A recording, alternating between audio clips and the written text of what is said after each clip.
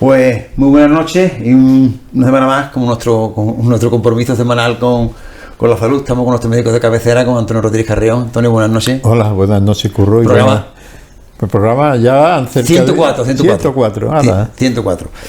Una semana que hemos tenido de frío, ¿no? Sí, es lo propio. Además, yo creo que a la gente del campo y a la gente que más o menos trabaja en la agricultura, pues le viene bien, ¿no? Que esta época dice que enero tiene que ser frío y heladero, ¿no? O algo así, ¿no? Sí. Además, la gente antigua, la gente de campo, siempre han dicho que el frío hay que pasarlo porque te va endureciendo y te va poniendo más fuerte preparándote para el verano. Claro, y además yo creo que es que las plantas profundizan las raíces, no crecen hacia arriba, sí, porque no hace calor, y entonces, claro, a profundizar las raíces, pues crecen después mejor, ¿no? En definitiva, en cada temporada, tiene su estación, tiene su forma su razón de ser, y el invierno es que hemos estado, la verdad, con un clima bastante benévolo, y ahora pues ya tenemos frío, y le decimos, te no hace frío, cuando hace calor, que hace calor, ¿no?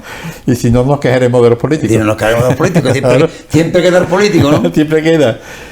Queda el político. Antonio, recientemente se han realizado las posiciones para el MIR, para los médicos, que cada uno ya coja su especialidad y demás. Y según las encuestas, si no me corrige, donde menos puede ser que se queden incluso plazas vacantes en medicina de familia, ¿no? Lo que son especialidades tanto copadas. Sí, la encuesta que yo por lo menos he escuchado es que a los chicos que se han presentado al examen MIR, pues pocos son los que en principio quieren medicina de familia, y es una lástima porque todos saben que el médico de familia o el médico de cabecera clásico de toda la vida, en fin, ahora ya es el médico de familia, pues porque es especialista, ya se ha cogido una especialidad que dura 4 años, está muy castigada. No de ahora, yo recuerdo, yo tengo artículos de prensa, y cuando las famosas reivindicaciones en Ubrique de especialistas, en vista de que se alargaba en el tiempo, pues también se declararon o se manifestaron. Yo mismo cogía el megáfono y en la calle decía la deficiencia no solamente en especialidades médicas en Ubrique, sino en la asistencia sanitaria, por el castigo que se le estaba haciendo. Ya digo, esto hace 20 años, de 20 años para acá no ha parado, es decir, que esto ha ido a más. Es decir, que no puedo decir que esto ha salido hace un año, ni 2, ni 3, ni 4. Esto viene, se sembró hace ya décadas, aquí, por lo menos en Andalucía. Y claro, el arbolito ha ido creciendo, la podredumbre se ha ido podriendo durante estos 20 o 30 años, y entonces hemos llegado a la situación actual, que ha sido el COVID que ha tirado de la manta. Y yo decíamos, es decir, que teníamos menos de 5 minutos oficiales por consulta médica presencial, 5 minutos oficiales, que eran menos, porque después tenía que ver a personas que venían sin cita, urgentes, o compañeros que estaban dados de baja por enfermedad o de vacaciones y no se ponían sustitutos, y habiendo médicos en paro. Es decir, que entonces no puede decir que es que no había médicos, entonces había médicos de familia en paro, y sin embargo no ponían sustitutos, ni por enfermedad, ni por vacaciones, ni porque se jubilaran, nada. Y además a 5 minutos por paciente, que eran menos. Era un desastre, y esto ha ido a más, ya digo, desde hace más de 20 años, hasta que el COVID ha tirado de la manta, y aquí estoy yo. Y se han puesto ciertos remedios, porque ha aumentado un poquito la remuneración de las horas de guardia, un poquito se han aumentado las plazas de médicos, pero ahora resulta que, como se ha castigado tanto a los médicos durante tantos años, pues resulta que no hay médicos. Y si vamos a ampliar, por ejemplo, las condiciones laborales, contrato más largo. Mis hijos, bueno, y todos lo saben, durante años y años, hace 15 y 20 años, contratos por días o por semanas. Yo me acuerdo, hace 15 años, por ejemplo, bueno, y más reciente, que contratos que de lunes a viernes, para no pagarte sábado ni domingo. Médicos que se tienen que desplazar, al menos vivían en Cádiz, tenían que desplazarse a Jerez o a la Sierra, claro, gastando gasolina, horas de subida en viajes, y encima te hacían contratos de lunes a viernes para no pagarte sábado y domingo. Bueno, y contratos por día, pero en medicina, en enfermería, es decir, durante décadas se han estado castigando a la medicina primaria, al médico de cabecera de toda la vida, y al enfermero, es decir que ha sido en general, pero estamos hablando ahora de médicos, ¿no? Por el MIR. Y entonces, pues, esa situación ha desencadenado al curso de los años una situación que es muy difícil de revertir, que se puede. Y entonces se han dado pasos, no hay que negarlos, de 4 o 5 años para acá se han dado pasos positivos, pero que hace falta mucho más. Y muchas veces es la organización, Curro, lo hemos hablado aquí muchas veces, es la organización. El problema se plantea en que dice, bueno, ¿y por qué no se organiza bien? Yo, mi opinión personal y lo que estoy viendo es que muchas veces los organizadores cercanos son donde falla. Es decir, es como, en mi opinión, es como un equipo de fútbol. Si la plantilla está ya vieja, está desmotivada por lo que sea, o no son jugadores de máxima categoría, pues dice, bueno, pierden muchos partidos, cambiamos el entrenador. El entrenador llega con su oficio, con su 2 o 3 que le acompañan, pero la plantilla sigue siendo mala. Es decir, entonces, cuando ha entrado un equipo, por ejemplo en Andalucía, en mi opinión, en Andalucía ha entrado un nuevo equipo desde hace 5 años, y entonces dice, venga, a cambiar, a mejorar la sanidad, que esta es un desastre. Sí, han cambiado el consejero, el viceconsejero, 4 o 5 de arriba. Es decir, el entrenador y los 4 que... Los cargos directivos. Pero después, la plantilla de directivos intermedios es un desastre en la gran mayoría de los casos. Hay gente que lo hacen bien. Ahora, por ejemplo, ha salido en la prensa, en un centro de salud, creo que de Jaén, los médicos hacen implantes subdérmicos de anticonceptivos. Así que introducirte a través de una aguja larga, en un parche dentro de la piel, como anticonceptivo, que es lo más moderno que hay. Bueno, pues no hay que ir al hospital. En los centros de salud se pueden hacer muchísimas cosas de cirugía menor, que muchas veces dice, aquí se hace cirugía menor. Mentira. Allí lo que hace es coser heriditas, limpiar heridas, cositas así, que se ha hecho toda la vida. Yo lo he hecho en Prado de Rey, todos los médicos lo hemos hecho toda la vida en los pueblos. Es decir, cirugía menor es otra cosa, mucho más. Entonces, con esas cosas, los cargos intermedios. Es decir, que hay cargos intermedios muy competentes, pero hay otros muchos que llevan 15 o 20 años. Es decir, que no de esta legislatura anterior, sino... Y no hay forma de... Porque es que yo creo que el equipo de gobierno no tiene... los equipos de fútbol tienen los titulares y los suplentes. No tiene equipo. Tiene banquillo, no tiene banquillo. Es decir, no pueden sustituir. Dice, bueno, es que si quitamos a los directores que hay, ¿a quién ponemos? Si durante décadas han procurado de que sean de un mismo signo político, para que no pueda entrar de otro. Entonces no hay gente formada y no hay banquillo. Pero es un problema. En definitiva, Antonio, se puede extrapolar al Poder Judicial, que también ha habido problemas ahora con el tema de los altos magistrados. Pero no hay banquillo, no hay banquillo. No, pero que a lo que me refiero es que siempre se intenta conjugar los puestos con los intereses políticos. Que no debe ser política, la medicina no debe ser política. Sí, que cada cual puede votar a lo que le dé la gana. Pues si la medicina no debe ser política, menos debe ser la justicia, ¿no? Claro. Es decir, que en medicina, director de un centro de salud, director de un hospital, en mi opinión, puede votar al PP, puede votar al PSOE, puede votar a Izquierda Unida, puede votar al Periquillo de los Palotes, me da igual, y yo que a los ciudadanos les da igual, que vote a quien quiera, que sea de la ideología que quiera. Ahora, a la hora de administrar debe ser justo, no ceñirse a las direcciones de partido, que las direcciones de partido muchas veces lo que les interesa es que los papeles registren que se han hecho muchas cosas, cuando después es mentira. Todo, es paripé todo, que se han dado muchas charlas de educación para salud, que se han hecho muchas actividades de educación para la salud, que se han hecho actividades de no sé qué, de no sé cuánto, o que se han comprado no sé cuántos aparatos que después nadie utiliza. En el centro de salud, el ecocardiógrafo, el ecógrafo que hay de aquí de Ubrique, yo creo que en muchos centros de salud los médicos no saben usarlo, porque nadie lo ha enseñado. Que es muy sencillo, dices que es muy sencillo, tendrá que estar una semana, 2 o 3. Sencillo como te enseña, ¿no? Como todo, es decir, tendrá que estar una semana, 2, 3, lo que sea, haciendo un curso en un hospital o en un centro y te enseña y saben hacerlo. Y tener tiempo para hacerlo, dice el médico. Es que, oye, una ecografía me tira media hora, en media hora se me monta un montón, o me quita la consulta, lo que no puede ser, por ejemplo, cuando yo estaba ejerciendo aquí en Ubrique, cuando llegué de Prado de Rey, cuando había una urgencia en las calles mientras yo pasaba consulta, y tenía que dejar abandonada mi consulta e ir a un domicilio, que a lo mejor muchas veces había que ir andando, porque los coches en Ubrique, muchas veces en calles estrechas para aparcar en un follón, tenía que ir andando, perder una hora, mientras que va andando, atiende al paciente y vuelve, y cuando venía, mis pacientes se tenían acumulados, los que tenían su hora, más los que iban llegando de hora, y no se distribuía a los pacientes, no había sustitutos. Pero yo digo en Ubrique porque es lo que conozco, pero seguramente en otros centros. Así es como funcionaba la medicina. No se podían hacer visitas a domicilio. Es decir, programada. Es decir, yo tengo una persona con Alzheimer, yo tengo una persona que la han operado, quiero ir a darle una vuelta sin que me llame. No había tiempo porque tenías consultas masificadas a menos de 5 minutos y así. Y después te tenías que ir de guardia a Grazalema. Eso durante años, años y años. Y aquí vemos, eso en Ubrique, yo supongo que eso sería en el resto de Andalucía. No creo que Ubrique fuera especial. Y así estaba la medicina. Y ahora nos asustamos de que te dan cita para 10 o 12 días, habiendo ordenadores, habiendo todos los adelantos que hay, habiendo más plantillas. En Ubrique había antes 18.000, cuando yo llegué en el año 1995, habíamos 8 médicos para 18.500 personas. ¿Casi 1.000 por persona o más?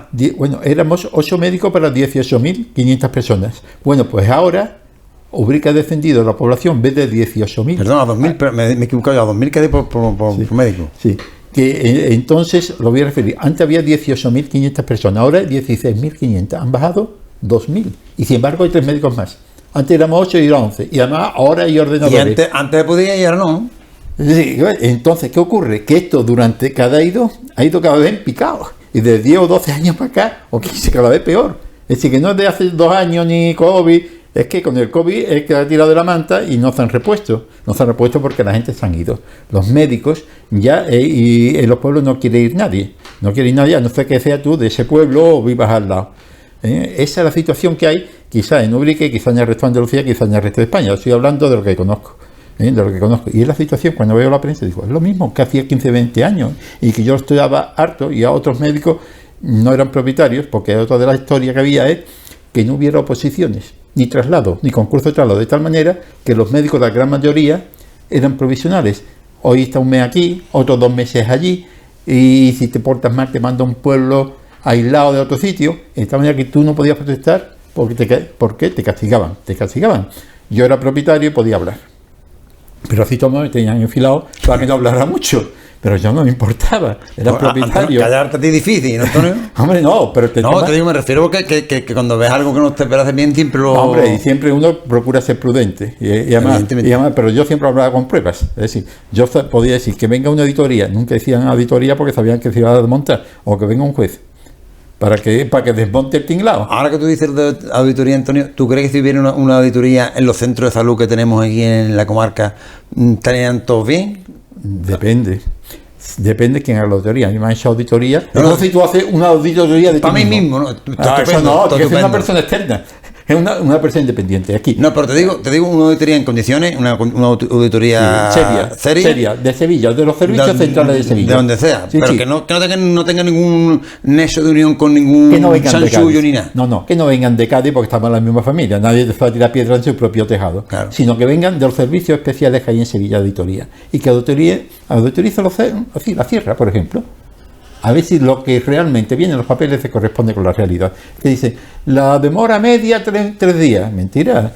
Demora media, perdón, está bien. ¿Por qué? Lo de los pollos que hemos dicho. Uno tiene un cubito muy bueno de gente joven que no tiene demora y el otro tiene todos los pensionistas. Entonces, claro, uno tiene 6 días de demora y el otro ninguno. La media son 3. Ese es el truco de Mandrugo. Yo hago la auditoría y digo eso. Pero no me dice la real que de la gran mayoría tiene una semana o 5 días de demora o 10 días o 2 semanas o no le dan cita. Entonces, las auditorías normalmente sirven para maquillar, a no ser que haga una auditoría de servicios independientes, por ejemplo, los servicios centrales de Sevilla, pero no interesa hacer auditoría, porque así tú puedes dar unos resultados después en la prensa o ante tus jefes de que todo va bien y poner la mano y cobrar mayor productividad. Eso, los centros de salud, cuanto más papeles apoyen lo que tú dices, más cobra el director. Los demás cobran las migajas. El médico, el enfermero, el administrativo cobran migajitas de productividad o variable que se llama, sueldo variable, y mientras que el director, que es el que maneja todos los numeritos y procura que los números cuadren, pues cobra un pastón. Claro. Y así es la cosa. Y claro, el que es interino, pues no puede hablar. Y el que está en comisión de servicio, siendo propietario, pero que la manda al quinto pino y lo han traído aquí, con la condición de que haga lo que yo te diga y no hables de lo que ves. Antonio, y al hilo de lo que estamos hablando, hay una huelga de atención primaria. ¿Cuáles son las causas? Que las causas tienen que ver con lo que hemos hablado y las soluciones. A nivel nacional, yo te he dicho más o menos lo que yo he visto por aquí, en Ubrique y demás durante décadas. A nivel nacional es parecido, pero quizás no con tantos detalles como yo no lo puedo hacer. Fundamentalmente es los médicos no tienen tiempo para hacer una asistencia sanitaria digna, para ver a la gente a domicilio sin que te tengan que llamar, sino personas crónicas, para tener al menos 10 minutos por paciente de consulta presencial, de tener sustitutos cuando tú faltes y no la cubrir en tu cupo a otra persona, sino que haya un médico, pero como los médicos, después una remuneración económica que te permita, cuando tú vas a una localidad, poder alquilar un piso. Tú no estás, es raro el médico que vive en su propia localidad, se tiene que ir a otra. Entonces, cuando una empresa manda a alguien afuera de una provincia o al extranjero, le pagan una comisión por gastos, si no se queda en su pueblo. Entonces, una mejor remuneración económica, por lo menos la media de España, en el sueldo. En fin, una serie de condiciones laborales que son básicas. Y después formación continuada. El médico continuamente se tiene que estar formando, porque todos los días salen cosas nuevas y nuevos protocolos. Entonces, el médico se lo tiene que pagar de su bolsillo. Oye, que es un gasto. Y además un tiempo. Y hay personas que dicen, oye, mi tiempo de trabajo son X horas a la semana. Yo no tengo por qué hacer un trabajo extra en mi casa sin cobrar. Y además, o no quiero hacerlo, yo quiero cuidar a mis hijos, estar con mi mujer, con mis hijos. Y si hay una mujer, yo quiero estar con mis hijos, hombre o mujer, me da igual. Es decir, tener una conciliación laboral y un respeto por la sociedad. ¿Por qué? Porque es que ya la gente, cuando hay tanta demora, cuando hay tanto desastre en la organización y en las prestaciones, o se saca un seguro privado y tiene que cotizar 2 veces, o va al centro de salud y dice, a mí me atienden porque yo tengo 40 de fiebre, o mi hijo tiene 40 de fiebre, o mi mujer está enferma, o yo tengo que presentar la baja laboral o lo que sea, y entonces la paga con el celador, con el administrativo, con el médico, y esas agresiones muchísimas veces, y lo dicen los sindicatos, son debidas a la mala organización y la mala gestión de la sanidad. No de ahora persiste lo que es heredado de hace décadas. Ahora es que desde hace décadas ya ha estallado, es que ha estallado ya. Antonio, a colación de lo que tú me estás comentando, te voy a comentar un caso que he conocido yo en un amigo mío en primera persona. Tiene un problema de rodilla, tenía que ir al médico, total, que va al médico, va porque tardaba mucho en la Seguridad Social en hacerle una resonancia. Fue por lo privado, le costó un dinero, no vamos a decir cantidad ni nada, y le da la alternativa de que si se asocia a una mutua, él y la familia pues paga 20 y tantos euros al mes y tiene derecho a eso. Pues entonces, evidentemente, se ha asociado, porque ya con nada más que con lo que te cuesta la resonancia, tienes pagado el año del de esto. Pero tú no tienes por qué estar pagando un seguro secundario cuando ya estás. Oye, que no te cobre, no te lo descuentes. ¿Qué pasa con Monfase? Monfase, los funcionarios del Estado, es decir, jueces, abogados que están trabajando para el Estado, médicos que trabajan para el Estado, IFAS, son los militares que trabajan para el Estado, tienen la opción de ir a las consultas privadas de las mutuas. ¿Y por qué no el resto de españoles? No somos iguales en prestaciones según la Constitución, en prestaciones en derechos, porque no tengo yo el derecho a escoger. Solamente tienen que ser los funcionarios del Estado los que le dan esa opción. En sí, que es que realmente, mira, más concreto, en el caso del Hospital Villamartín, y esto ha ocurrido hace 2 meses, y en mi persona, me hice una prueba, un chequeo, y ahora el resultado del chequeo, digo, se lo habrán mandado a mi médico de cabecera. Hombre, a Villamartín tenía que ir porque aquí esos aparatos no había. Llamo a mi médico de cabecera y dice, no, Antonio, aquí no me han mandado nada. Digo, entonces, dice, pregunta allí en Villamartín, pregunta a Villamartín, al hospital comarcal de Villamartín, y me dice, no, tiene usted que venir a recogerlo personalmente el resultado. Digo, bueno, vamos a ver, no me lo pueden mandar, no, tiene que venir. Tuve que ir un día expresamente, levantarme temprano, ir allí, esperar allí, porque no tenía cita ni nada. Y voy y dice, no, esto tiene que ser al lado del hospital, que hay otra con un policlínico anexo. Voy allí y digo, mire usted que venía a recoger el resultado de este, ¿cómo se llama usted? Tal. Entra, me da para ya lo tiene usted, lléveselo a su médico. Digo, pero eso me ha hecho venir desde Ubrique, levantarme. Esto lo puedo mandar por correo a tu médico, ¿no? Claro, por favor, por yo qué sé, o correo electrónico, lo que sea. Te hacen ir a Villamartín a recoger un papelito. Y esto ya digo, el año 2022, en diciembre o en noviembre, no me acuerdo cómo fue. Digo, vamos a ver, que esto no estamos hablando hace 20 años, esto está ocurriendo ahora. Y si no hay una auditoría para eso, o una reclamación, digo, vamos a ver, la reclamación, si yo hago un papel, a mí me soluciona a mí y me dicen, ¿ha sido un día puntual? No, yo pues he preguntado y es que es así. Digo, vamos a ver, esto no puede ser así. Y digo, lo digo públicamente. No debe de ser. No, a veces digo, lo digo públicamente, en donde tenga que decirlo, en fin, yo tengo programas de radio, de televisión y demás, digo, para que eso hace muchas veces más efecto que cualquier papelito que tú escribes en un papel. Y eso está ocurriendo, o me ha ocurrido a mí personalmente. Claro. Tener que ir a recoger un papel al hospital de Villamartín, porque no sé si es por ahorrarse en un administrativo que te mande, o por ahorrarse el dinero del sello, el que no lo mande. O que tiene instrucciones de la Consejería de Salud, que la Consejería de Salud, que es la que le ha dado permiso al hospital de Villamartín para poder ejercer como hospital de referencia, pregunte qué es lo que está pasando en ese aspecto. Pero me dirán, me ha sido una cosa puntual. Oye, usted que no es puntual, que yo ya he estado preguntando y es así. Ni a todo el mundo. Es decir, bueno, no sé si a todo el mundo, pero que a los que le he preguntado así, es decir, y sin ninguna explicación. Tiene usted que venir a recogerlo. Eso no es. Entonces, todas aquellas cosas que ocurren así, pues que a veces ir a la prensa, tienes que ir o tienes que hacer tú ahora, molestarte y hacer Oye, es que son cosas elementales. No puede ser. No puede ser. Una cosa tan simple como tú dices, como bien dices, como tener el resultado de unas pruebas, mandarlo por correo al médico de cabecera, el médico de cabecera ya se pone en contacto con el paciente. Eso es elemental. Y si ocurre eso ahí en un papel, dice, entonces si algo más gordo que sería, no sabe Dios lo que puede haber detrás. Yo lo que me he enterado de un aspecto que además me ha ocurrido a mí. Pues, Antonio, vamos finalizando, pero antes de finalizar vamos a hablar de un tema médico. El mal aliento, la halitosis, ¿a qué se puede deber? Un caso muy frecuente, es decir, ocurre muy frecuente, es raro, son muchísimas personas que tienen problemas de mal aliento. ¿Cuáles son las causas? Las principales causas están en la boca. Las caries, los problemas de las encías. Muchas veces no tenemos caries, no tenemos dientes picados, pero las encías se acumula el sarro entre la encía y el diente y eso huele muy mal. Y muchas veces es muy difícil de quitarse y hay que ir al dentista que te haga una limpieza de boca de vez en cuando. Otras veces porque hay sequedad en la boca. La boca seca fundamentalmente en ciertos casos, como son ciertos medicamentos, especialmente para los nervios, te dan sequedad de boca y eso produce mal aliento. El tabaco te seca mucho la boca y da mal aliento. A veces hasta el mismo estrés. A veces me seca la boca de los nervios, y es verdad, cuando hay mucho estrés se seca la boca y produce mal aliento. Otras veces problemas de garganta, una faringitis crónica. Hay veces que en la garganta, donde están las amígdalas, a veces vemos unos puntitos blancos. Los de pulo. ¿no? Push. Las placas que decimos. Sí, pero que si tenés fiebrina, y dices, oye, yo tengo ahí unos puntitos blancos y es grasa que se acumula ahí blanca y huele muy mal. Y esto es muy difícil muchas veces de quitar. Es decir, ese calcium que se llama, grasa, que se acumula ahí.